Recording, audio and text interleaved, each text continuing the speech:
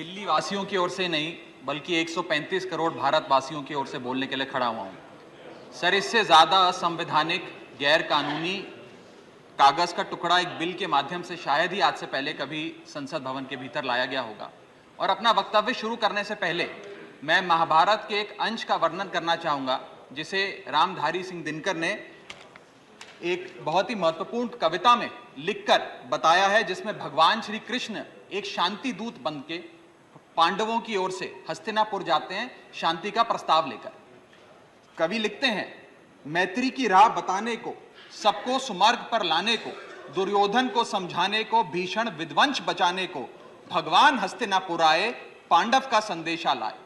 भगवान कहते हैं, दो न्याय अगर तो आधा दो, पर इसमें भी यदि बाधा हो तो दे दो केवल 5 ग्राम, रखो अपनी धरती तमाम, हम वहीं खुशी से खाएंगे, परिजन पर हंसी ना उड़ाएंगे। पर दुर्योधन वो भी दे ना सका, आशीष समाज की ले ना सका, उल्टा हरि को बांधने चला, जो असाध्य था उसे साधने चला, जब नाश मनुष्य पर छाता है, पहले विवेक मर जाता। सर, इसमें दिल्ली बिल का सार है। सर, हम न्याय की गुहार लगाने आपके सामने आए हैं, अपने हक मांगने आए हैं, अपने हक से ज्यादा मांगने नहीं आए। सर, मैं अपने वक्तव्य को 3 भाग में बांटता हूं। पहला कि यह बिल कैसे एक राजनीतिक धोखा है, पॉलिटिकल फ्रॉड है। दूसरा, यह कैसे एक संवैधानिक पाप है, कॉन्स्टिट्यूशनल सिन है। और तीसरा कि यह एडमिनिस्ट्रेटिव लॉकजैम यानी कि प्रशासनिक गतिरोध दिल्ली में कैसे पैदा कर देता है। सर, पहला राजनीतिक धोखा, यह कहानी है सर 1977 से लेकर 2015 की। लगभग 40 साल का लंबा संघर्ष भारतीय जनता पार्टी ने दिल्ली में पूर्ण राज्य का दर्जा स्थापित करने के लिए किया। 1977 में जब 3rd मेट्रोपॉलिटन काउंसिल दिल्ली में था, उसमें जनता पार्टी की सरकार थी। उन्होंने मता पास कर कहा कि दिल्ली को पूर्ण राज्य का दर्जा बनाएंगे। लगातार पूर्ण राज्य की दर्जे की मांग करते करते करते करते ये 1989 का लोकसभा का मैनिफेस्टो मैं बीजेपी का लाया हूं।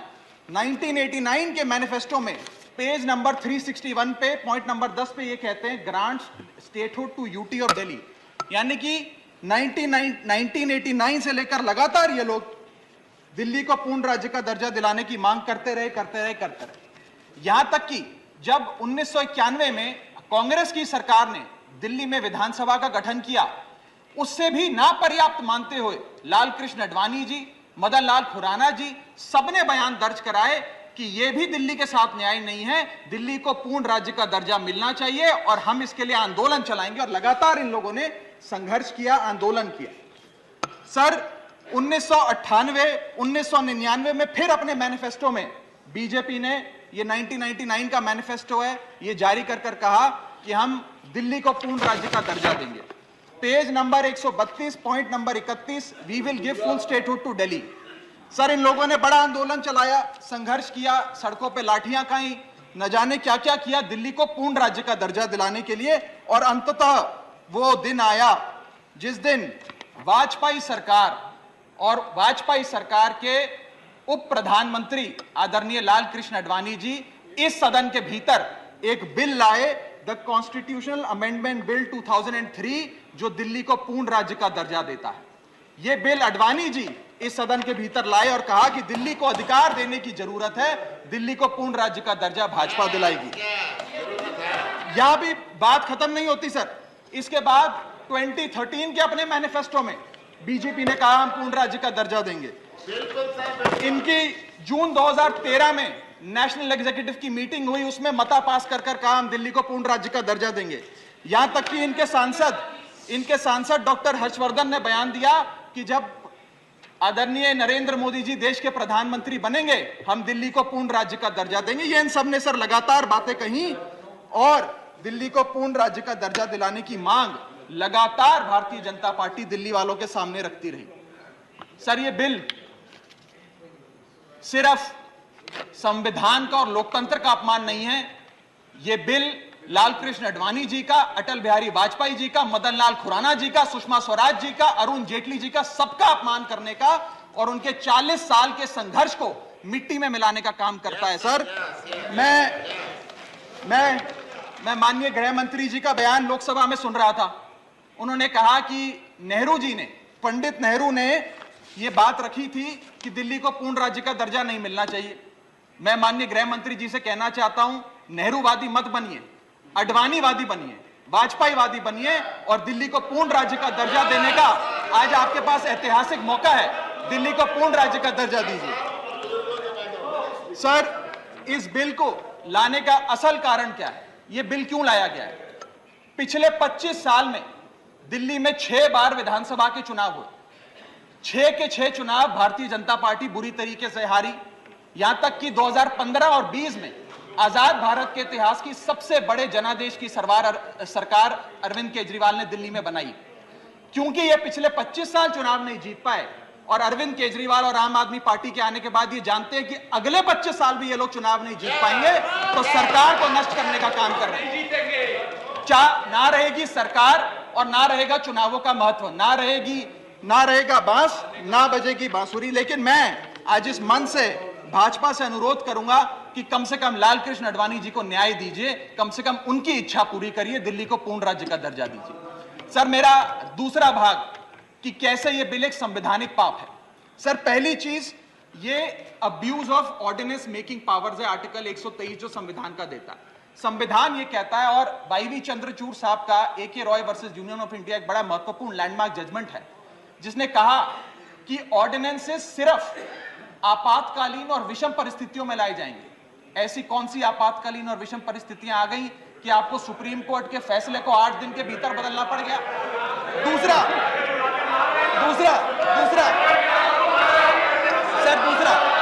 सर देखिए सर दूसरा सुप्रीम कोर्ट की दूसरा बिंदु, यह सुप्रीम कोर्ट का अपमान है। सुप्रीम कोर्ट के फैसले को 8 दिन के भीतर 5 जजों के संवैधानिक पीठ के सर्वसम्मति के फैसले को बदल के आज भारतीय जनता पार्टी ने एक मैसेज दिया है कि हम सुप्रीम कोर्ट को भी चैलेंज करते हैं, सुप्रीम कोर्ट के फैसले को भी नहीं मांगते। आपको जो ऑर्डर जारी करना है करो, हम चंद दिनों के अंदर ऑर्डिनेंस लाकर उस फैसले को बदल देंगे। They have challenge the majesty of the honourable supreme court sir. और मैं आपको ये कहना चाहता हूं कि आजकल जो ऑर्डिनेंस लाने की जो एक फेटिश इस सरकार ने देखी, चाहे वो लैंड एक्विजिशन बिल हो, चाहे वो फार्म बिल हो, चाहे ईडी के डायरेक्टर का एक्सटेंशन हो, जो ये सारी चीजें ऑर्डिनेंसेस के माध्यम से इन्होंने करी थी, इस बिल का हश्र भी वही होगा जो सारे पुराने बिलों का हुआ था। सर, थर्ड बिंदु कि कैसे ये बिल संघीय ढांचे को एरोड करता है। हमारा भारत का संविधान और सुप्रीम कोर्ट का 2023 का 2018 का संवैधानिक पीठ का फैसला कहता है कि दिल्ली के पास एक यूनिक फेडरल आइडेंटिटी है, यूनिक कॉन्स्टिट्यूशनल आइडेंटिटी है, और भारत का संविधान जो हमें संघीय ढांचा देता है, जो शक्तियां देता है, उन शक्तियों को एनक्रोच करने का काम यह सरकार करती है, हमसे अफसरशाही और तमाम शक्तियां छीनकर। मैं आपको सुप्रीम कोर्ट का वो एक वाक्य पढ़ के सुनाना चाहूंगा। The majority in the 2018 constitutional जज bench held that while the NCT of Delhi could not be accorded with the status of a state, the concept of federalism is applicable to Delhi. हम पूर्ण राज्य नहीं है, लेकिन फिर भी राज्य का दर्जा एक संघीय ढांचे के परिप्रेक्ष्य में दिल्ली को मिलता है। उसके बाद सर, इन लोगों ने तो कमाल ही कर दिया। आज बिना संवैधानिक संशोधन लाए संविधान को बदल दिया, मात्र एक एक्ट ऑफ पार्लियामेंट से, जो आज तक शायद भारत के इतिहास में कभी नहीं हुआ। सर, इसके बाद यह बिल पार्लियामेंट्री अंडरमाइन करता है प्रिंसिपल्स ऑफ कलेक्टिव रिस्पांसिबिलिटी को। भारत का संविधान कहता है सर कि परमानेंट एग्जीक्यूटिव और पॉलिटिकल एग्जीक्यूटिव मिलके लेजिस्लेचर के प्रति जवाबदेही होंगे। ये प्रिंसिपल ऑफ कलेक्टिव रिस्पांसिबिलिटी है। इसमें से परमानेंट एग्जीक्यूटिव यानी कि अफसरशाही को छीनकर ये पूरी तरीके से कलेक्टिव रिस्पांसिबिलिटी का प्रिंसिपल, जिसपे सरकारें चलती हैं इस देश में, उसे ध्वस्त करता है। और आखिरी बिंदु, संवैधानिक अपराध का, ये ट्रिपल चेन ऑफ अथॉरिटी को तार तार करता है sir. Triple chain of accountability ये होती है कि अफसरशाही की जवाबदेही मंत्री को, मंत्री की जवाबदेही लेजिस्लेचर को, और लेजिस्लेचर की जवाबदेही जनता को। इसमें से अगर आप अफसरशाही हटा देते हो तो फिर जवाबदेही की जो ये ट्रिपल चेन ऑफ अकाउंटेबिलिटी है ध्वस्त हो जाती है।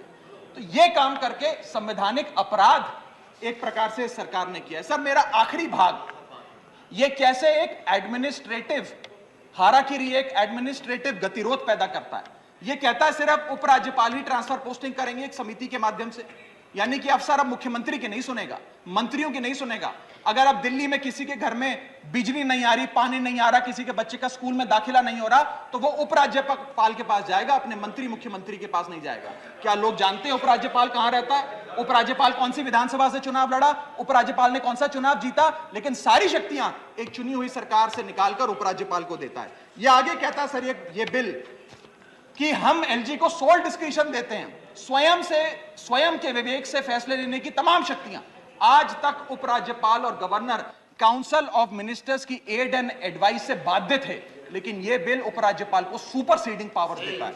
आगे सर यह बिल जितने भी ब्यूरोक्रेट्स हैं उन्हें एक जुडिशियल अथॉरिटी बना देता है। यह कहता है अफसरशाही तय करेगी कि मंत्री का फैसला सही है कि मंत्री का फैसला गलत है, और अगर अफसर को मंत्री का कोई फैसला पसंद नहीं आया तो अफसर मंत्री का फैसला लागू करने से मना कर सकते हैं। और सर यह बिल अथॉरिटी, कमीशंस और कॉरपोरेशंस बनाने की, तमाम गठन करने की, नियुक्ति करने की शक्तियां सारी की सारी केंद्र सरकार को दे देता है, यानी कि सरकार की चाबी एक प्रकार से केंद्र सरकार को हाथ में पकड़ा देता है। सर माननीय गृह मंत्री जी ने कहा था कि आम आदमी पार्टी एक सुपारी सी जितनी पार्टी है, एक सुपारी जितनी छोटी सी पार्टी है। सर ये वो सुपारी जितनी पार्टी है जो आजाद भारत के इतिहास का फास्टेस्ट ग्रोइंग पॉलिटिकल स्टार्टअप कहलाती है। ये वो सुपारी जितनी पार्टी है जिसने 3 बार भाजपा को दिल्ली में हराया और 2 बार 2015 और 20 में आजाद भारत के इतिहास की सबसे बड़ी जनादेश की सरकार बनाई। ये वो सुपारी जितनी पार्टी है जिसने पंजाब में भाजपा को लगभग शून्य पर लाकर खड़ा कर दिया।